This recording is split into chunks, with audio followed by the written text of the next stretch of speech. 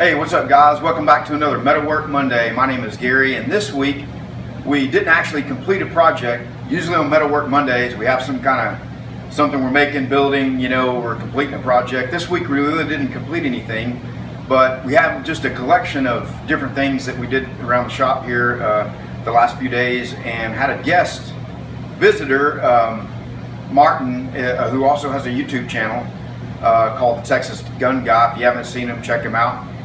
He's got a Bridgeport restoration going on, and he's got a pretty big lathe over there, and lots of stuff in a small garage. So I'll put a link to his channel, so go check him out. He knows a lot about machines, done a lot of restorations on machines, and experience. So I asked him to come help me get rid of the turret setup that was on that came with our Monarch 10E lathe, and we converted it over to a regular tailstock. So got some footage of that, some other random just shop footage, and so yeah, we'll go ahead and get to all that and go from there. Thanks guys. All right, so as part of our Metalwork Monday general shop update, I was just going to show this recent purchase. This is a Powermatic 180 18-inch planer that we got from a guy named JJ from Holland that lives in a Dallas suburb called Flower Mound, and picked that up last week. And JJ had bought it from an auction and didn't know if it ran or not, so he was reluctant to sell it for what these normally go for, and he needed to get rid of it because he's moving to another place and eventually going to build a bigger shop. But for now he needed to just get it out of his way. So and anytime you sell an old piece of equipment, if it's under power, you can get a lot more for it than if it's not under power. So basically this machine had some rigging that had been done to the wiring on it, and just some things like this. And then the one thing that they had done is taken the ground wire right here and loosened it up and frayed it back and folded the copper back and clamped it into this, and then had the incoming ground wire, and so this is the going out to the motor.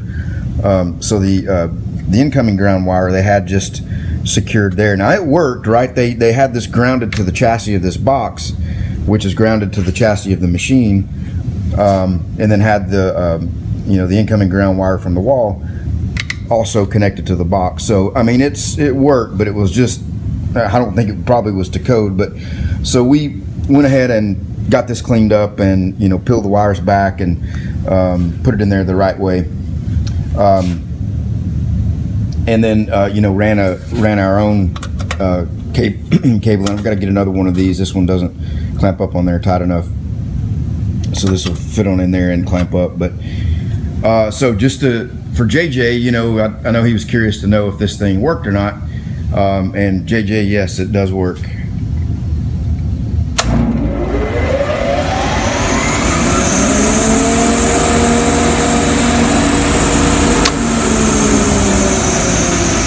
I haven't ran anything through it yet. It needs some, the bearings greased or old. I'm not sure. I'm guessing greased, and needs some belts replaced on it. It's got, I think, 5 total belts. It's got 2 here that drive the main spindle from the motor, and then it's got 3 belts over here that control the various, the cutter head and the feed rollers and that kind of thing. So we'll get that done and then get some boards ran through it. But I just wanted to show you guys this recent purchase, and thanks again to JJ and his wife for helping me get this loaded, and for just being some cool people to deal with. I got some gloves in here too. These I threw a pair of gloves in the box. I'm all right for now. I got the Nitrile, blue ones. If you want to use those. Nah, I'm okay. I'm good for right now. So we took the back cover off of it and had to do a little bit of belt configuration work. One of the belts had slipped off, but seems to be running fine now. So Martin's been working on the tailstock, got it all cleaned up, and we're gonna get ready and get it swapped out here.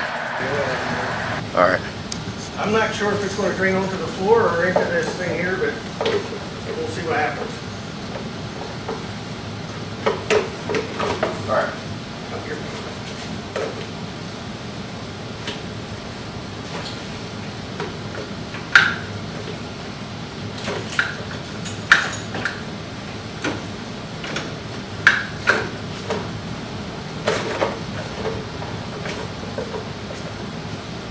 You need to see if I can find something different. It's just a square thread, you know, see here? No, I meant for the container. You know, do you have like a little, just an old empty bottle? Probably work. Yeah. Nobody's drained the oil out of this thing in 100 years. You'll be able to find out what the original paint looks like. Red primer.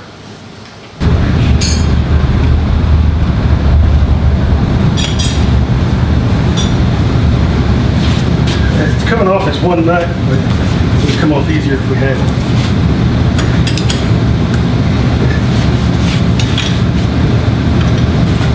There you go.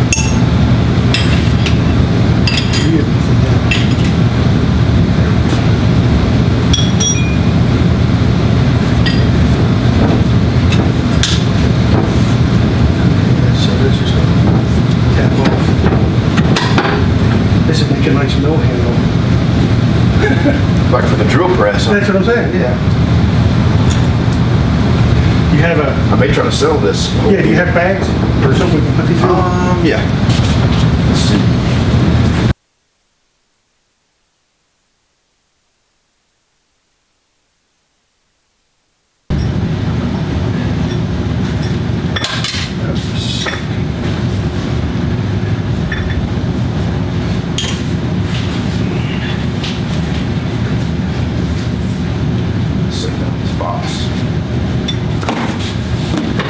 Got the camera on?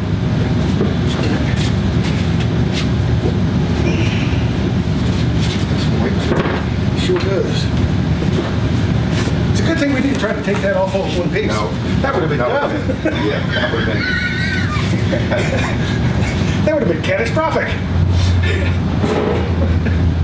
Sorry. All right, now this is taper pinned in there. So, but now we can. Look at that.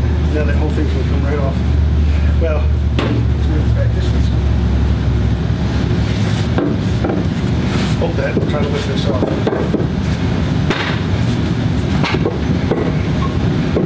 Get some hanging up.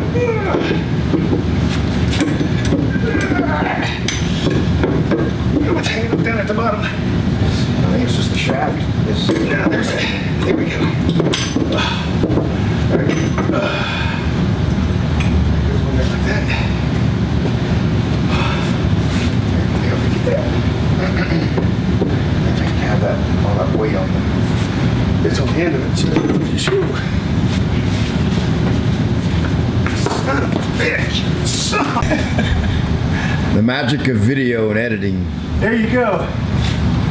Now, Gary, with just a few good whacks, you drive that last taper pin out, we should be able to get this gear off. All right, let's give it a try. See if we can get it out of There we go. I'll hold this here up for you. Go ahead. Couple good wraps there. This should slide right off now. All right, so we removed the roll pins, got everything ready. We're gonna see if this last piece will come off. Get these bearings off right here. Now. Yay! Woohoo! Say goodbye. Just hold it for a couple hours right there. I'll be fine. Oh, he's okay.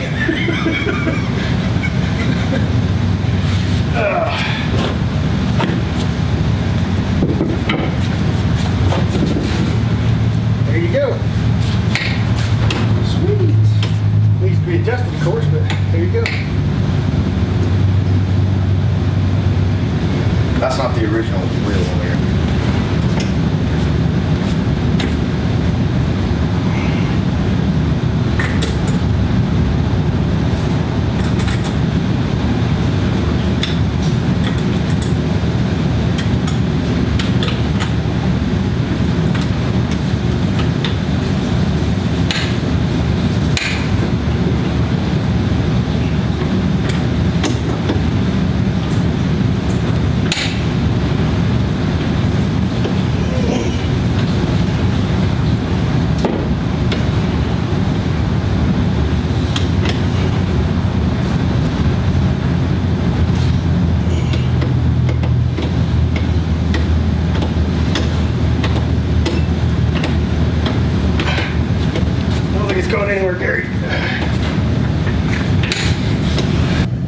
you guys saw the footage of Martin and I wrestling this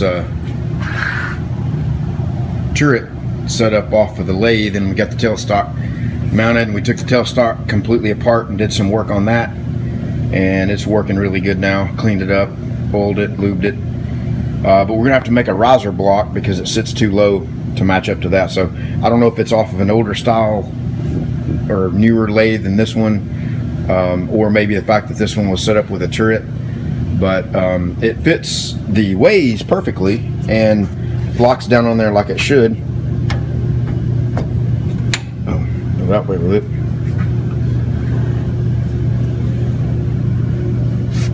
But it yeah, it's just not tall enough to meet up to the center. But what we're going to do now is get this T-nut milled to fit this. You can see it's needs to be milled out a little bit, so we'll do that on the mill and show you what we're doing on that. Okay, so we got our T-nut set up in the mill, and we need to take a 100 thousandths off of the thickness of it and come in a 1/4 inch on each side. So we got a 1/4 inch 4-flute high-speed end mill. It's not a very good one. We might have to change it out. I'm going to give it a try though. So yeah, so we're just going to do this, you know, a little bit at a time and see if we can get it to the right dimension.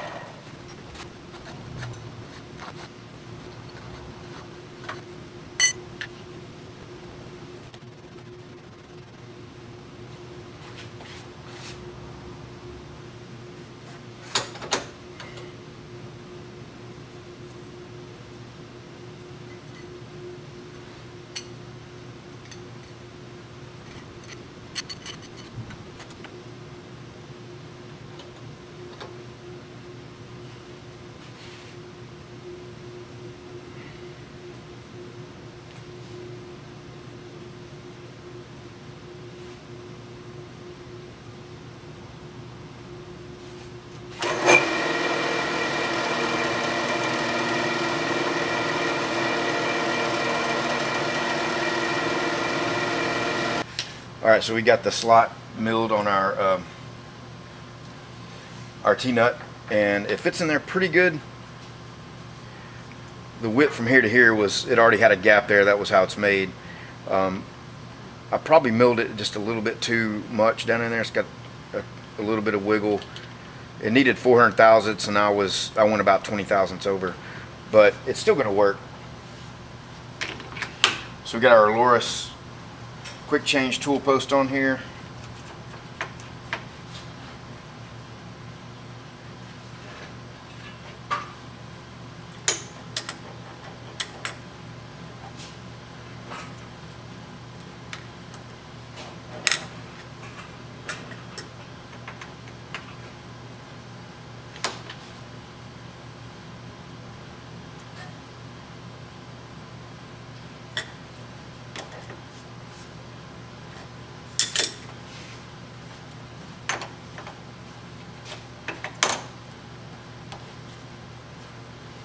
Alright, we'll see if we can get this thing to make some chips.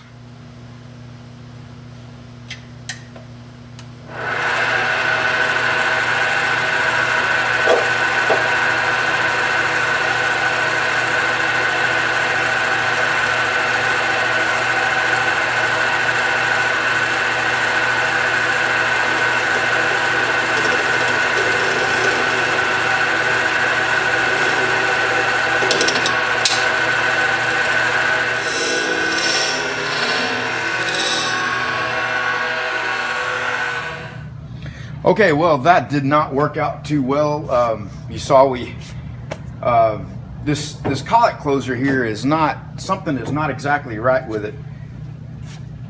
I don't know if it's normal for the spindle of the spindle to turn separate from the actual collet system itself.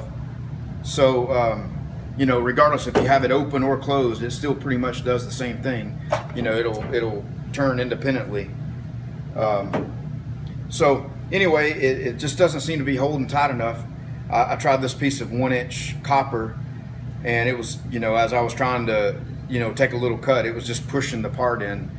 So I have a regular 3-jaw chuck ordered for this, an 8-inch 3-jaw chuck with a D13 mounting fixture to go on this. So we'll get that in and get this to going.